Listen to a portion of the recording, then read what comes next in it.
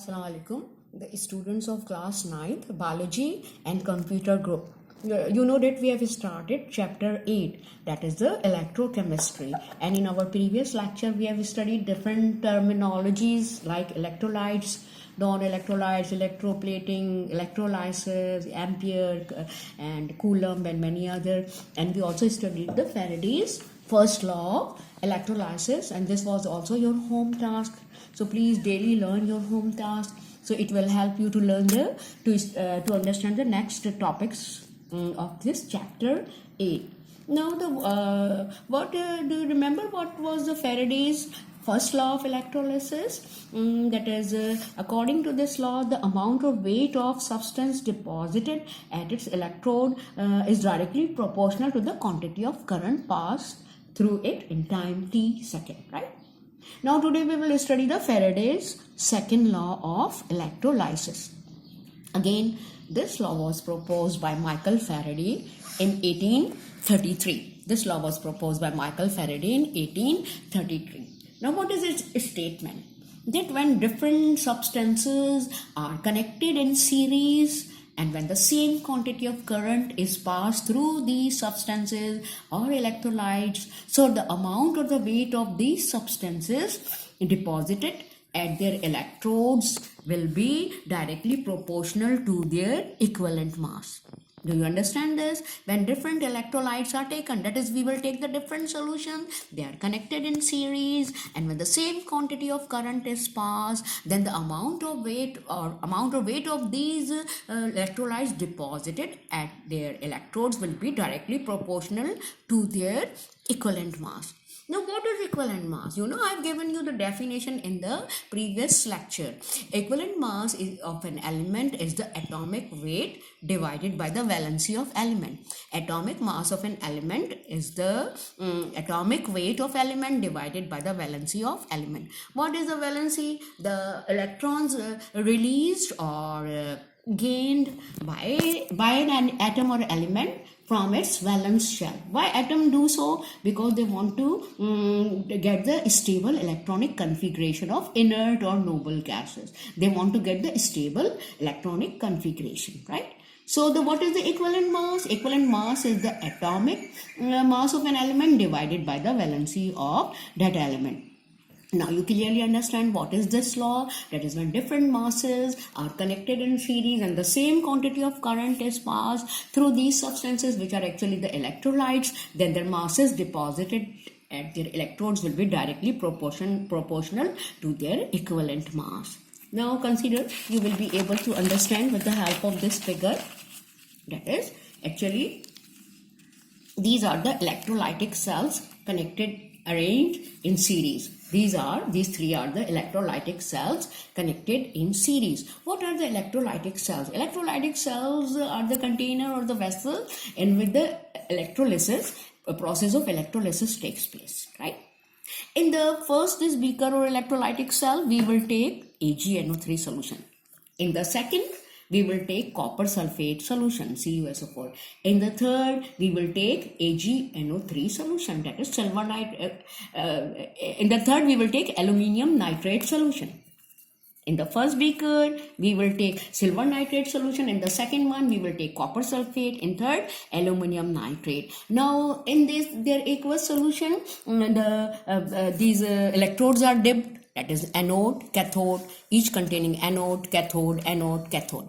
Now, anode, this is the source of electric supply. Battery is the source of electric supply, and electron always flow from anode to cathode. What is the direction of electron for the current? From anode to cathode. Now, the electrolyte or the electrode connected to the positive terminal of the battery is known as the anode, and the electrode connected to the negative terminal of the battery or the electric supply is known as the cathode.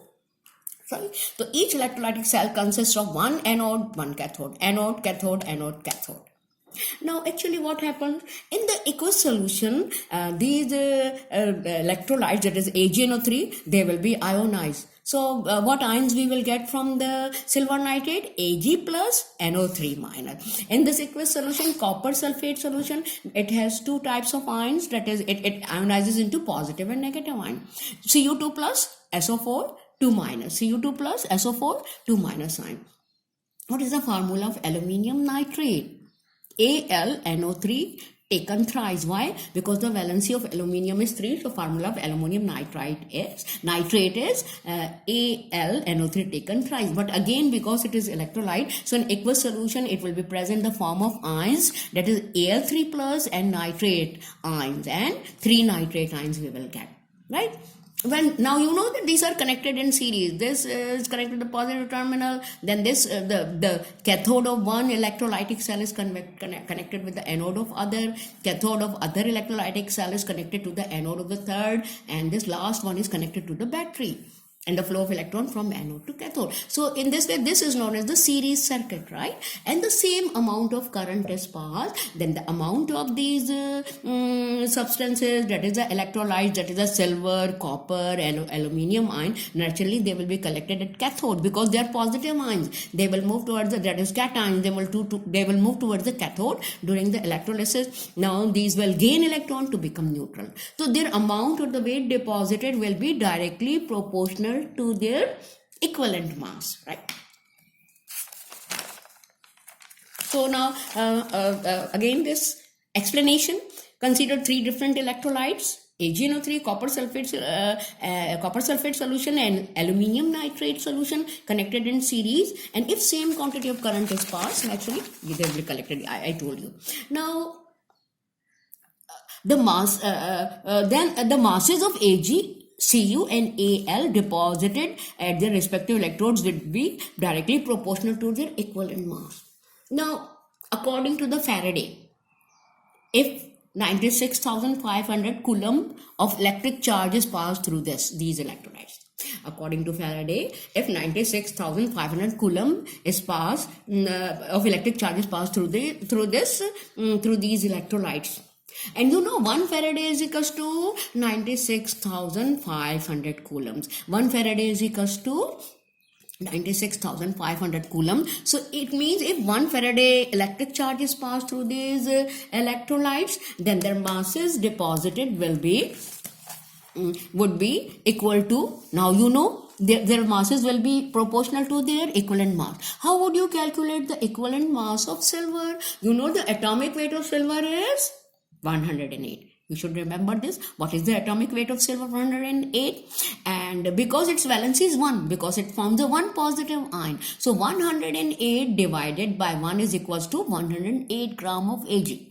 So it means the weight, the amount deposited on the cathode, that is the negative electrode, will be 108 gram of silver. Now then what about the copper? So you should know the atomic weight of copper.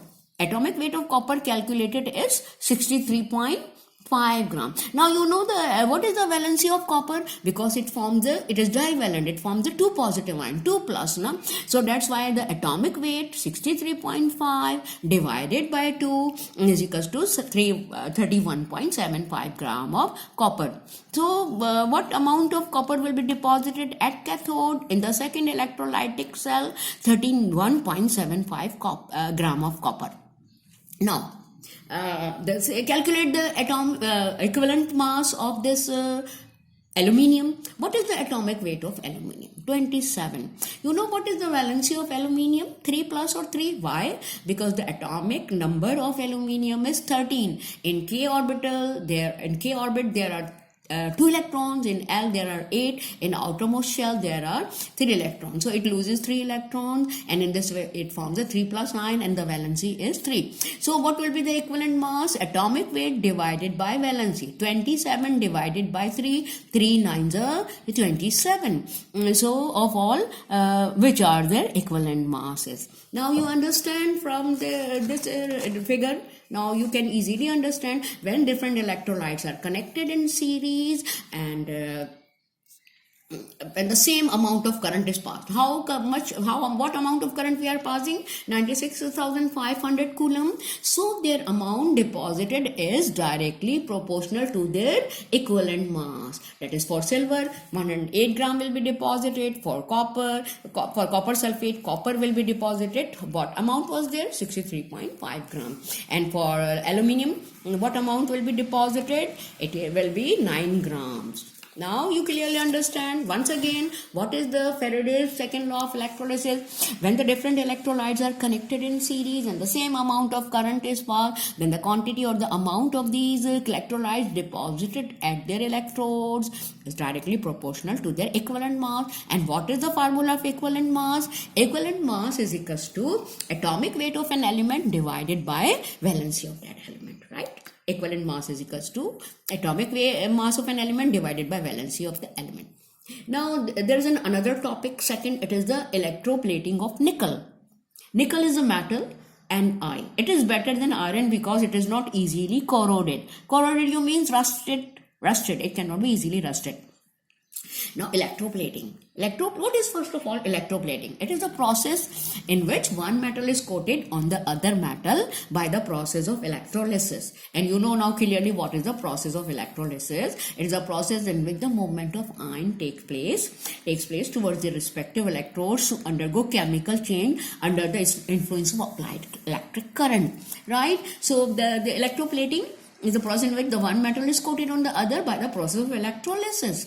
For example, baser metal or cheaper metals like iron. Baser means ordinary metals which can be easily corroded, which can be rusted, can be coated with a thin layer of relatively good quality metals like gold, Au, like silver, Ag, like chromium, Cr, and like nickel. Okay? Now, so we will study the nickel plating. So actually any metal can be coated by nickel, like iron spoon or anything, iron article like a spoon or anything. Okay, na? So remember that the metal which is to be coated is made anode. Anode means positive electrode. It will be connected to the positive terminal of the battery. Which one is made anode? Which is to be coated? Here we want to coat the nickel, so it is made anode. So pure nickel is made anode. And what is cathode? Any object like a spoon is made cathode. That is, it is made negative by connecting it with the negative terminal of the electric supply or the battery. What is the electrolyte? Because we want to coat the nickel, we want to layer the nickel on spoon or iron, so its salt solution is taken, nickel sulfate. If we want to coat the gold, then its salt solution, uranium chloride, will be taken. If you want to coat the silver on any spoon or anything, its salt solution, that is silver nitrate, will be taken. So what is the salt solution of nickel? Nickel sulfate solution is known as the electrolyte. We need electrolyte, so through this electrolyte the ions can flow. What is the electric supply? The battery is the source of direct electric current. It will be clear from this figure. Look at this figure. Now this, right? This is known as the electrolytic cells. I told electrolytic cell. I already told you electrolytic cell is the container in which the electrolysis takes place, in which the process of electrolysis takes place. That is, electroplating is taking place. Now, you can see from this figure, this is pure nickel. It is actually the form of rod. What is the symbol of nickel? Ni. Now, you can see this is the source of battery. So, actually, it is connected with the positive terminal of the battery and it is made anode, that is the positive. Now, nickel, now this cathode, maybe spoon, maybe it is made up of iron. We want to coat this spoon with a layer of nickel. So, it is always made cathode, that is made negative electrode. Right? By connecting it with the negative terminal of the battery. You know, here the battery is a combination of cells. We are taking the three cells. You know, the simple cell, how you can represent one big line, small, big, small, big. This is the positive, this is the negative, positive, negative, positive, and negative. It means this battery is the combination of three cells. Now, with the means of copper wires, these anode and cathode are connected to the battery. Now, these are suspended. Because we want to coat, we will take the nickel sulfate. Nickel sulfate acts as an electrolyte. Electrolyte itself ionizes an aqueous solution. In water, this nickel sulfate will give what kind of ions? Na2 plus and SO4 2 minus, right? So now actually what happens during the process when these are connected. Now we are supplying the electric current. So what happens? The different reactions are taking place at anode and cathode. As a result of this, we are getting the this spoon will be deposited with the thin layer of anode, thin layer of nickel, that is anode, right? Now first of all, at anode, you know, this is the nickel rod. It's very gradually dissolved, because from this nickel rod, the nickel atoms they are released, and each nickel atom is converted into nickel ion by losing the 2 electrons. By losing there's so many atoms. This nickel rod is made up of so many atoms. So many atoms are gradually they are ionized by losing the 2 electrons. So what reaction is taking place at anode? Oxidation. Why? Because the removal of electron is taking place. This is, you know, solid.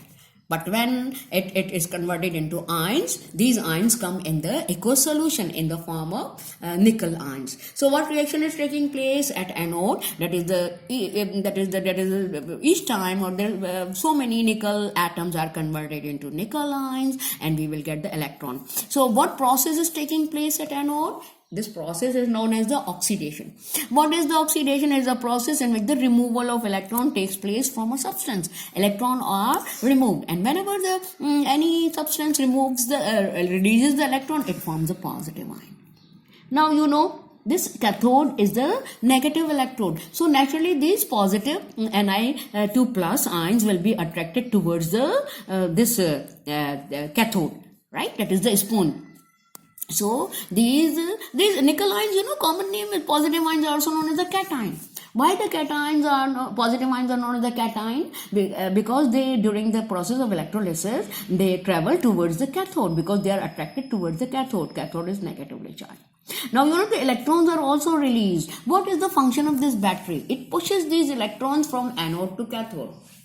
It pushes these electrons from anode to cathode. So what is the direction of electron? From anode to cathode. Now here is spoon. Now these electrons are here. Electrons are gathered here. The electrons are collected here. Now these nickel ion will move towards this. Now these nickel ion will ask, give back our electrons again. Right? So what happens at this nickel ion? It will become neutral. How? By gaining electron. Each nickel ion, that is cation, will gain 2 electrons to become neutral. So you know what is the what process is taking place at cathode? Actually, it is the reduction, because here the electrons are added. And now again you can see that is this nickel was neutral. Then it is ionizes, positive ion. The positive ion again gains at electrons, and again it becomes neutral. So in this way, now what happens? These neutral nickel atoms are deposited at the cathode, at this cathode, that is the spoon. So whole process is from nickel solid to nickel solid. Now you learned another process. What is the reduction? Reduction is the process in which the addition of electron takes place to a substance. You know, here the electrons are added. These electrons are added, and nickel is converted into solid form, and these atoms are again become neutral, and they are deposited on this. So net reaction is oxidation reduction. Both reactions are taking place. Actually, generally we called it redox reaction. That is, oxidation and reductions are simultaneously taking place. Oxidation is taking place at anode. Reduction is taking place at cathode. So ultimately, nickel solid from anode to nickel solid cathode are deposited here. So in this way, now we can take from in your book, another metal is also given, chromium. Chromium is a metal. It is also better than iron and other cheaper and lesser metals, because it is not easily corroded. So it's very easy. If you want to coat the chromium on this spoon, then now we will suspend which rod? Chromium rod, chromium metal will be suspended here, piece of this. Instead of nickel sulfate, we will take solution of which? Chromium sulfate. But remember, the valency of chromium is 3 and sulfate is 2. So what will be the formula of chromium sulfate? Cr2SO4 taken thrice. Cr2SO4 taken thrice, because the valencies are different. Again, remember that's very easy. Now suppose we are hanging here, we are suspending the chromium rod. It is anode. Now here the reaction takes place. What is the symbol of chromium? Cr at anode. Again, but it will, chromium will give 3 plus ion. Why? Because its valency is 3. So 3 plus ions and 3 electrons will be released. Now these chromium ions will move towards the cathode. DCr 3 plus. Now again gain their 3 electron, and the chromium normal neutral atom will be produced, and the layer of chromium will be deposited. So now you understand. If we want to coat the chromium on a spoon, we will take the chromium sulfate solution. In this way, this is a electroplating process of electroplating takes place. What is the advantage of electroplating? Advantage of electroplating is that is the metal can be prevented from rusting. You have seen in night parties, in marriage ceremonies, where the people use imitation jewelry, that is on the metal the layer of gold is plated. So in this way it is used. Right now, actually today we have learnt the two topics, that is the Faraday's second law of electrolysis, and we have studied this nickel plating. And please learn these with figure, with equations, and inshallah we will continue the next lesson. Assalamu alaikum.